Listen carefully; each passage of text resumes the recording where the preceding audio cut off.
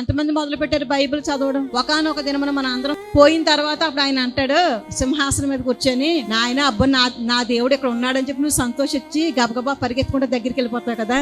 అప్పుడు ఆయన అంటాడు ప్రేమతో, నిన్ను అమ్మా ప్రేమ లేఖ రాశాను కదా, చదివేవా అని అడుగుతాడండి. అప్పుడు ఏం చెప్తాం? నాకు చదవడం రాదు నాయన, అందుకని నేను చదవలేదు నాయన. అందులోకి మనకి అలాంటి సాకులు ఎత్తుకోవడం మహా ఈజీ అండి, చెప్పడం మహా ఈజీ కదా. నాకు చదవడం రాదు నాయన, డ్వాక్రా గురించి అన్నా, బ్యాంక్ లోన్ గురించి అన్నా, ఏదైనా మెసేజ్ ఫోన్కి వచ్చింది అనుకోండి, మీకు చదవడం రాదు అని వదిలేస్తారా? ఏం చేస్తారు? పక్కింటి ఆమెకో ఎదిరింటి ఆమెకో పిల్ల జల్ల అని చెప్పి అది చదివించుకొని దాని అర్థం చెప్పించుకునేంత వరకు ఊరుకోం కదా. మరి ఆ పట్టుదల బైబిల్ చదివే విషయంలో ఎందుకు లేకపోవాలి? బిజీ బిజీ బిజీ అని ఎంతకాలం బిజీగా ఉంటావు నువ్వు? దేవుని కన్నా ప్రాముఖ్యమైనది మన జీవితంలో ఏది ఉండకూడదండి. దేవుని తర్వాతే ఏదైనా మనకు అయి ఉండాలి. ఖచ్చితంగా బైబిల్ చదవాలి, ఒక తీర్మానం కలిగి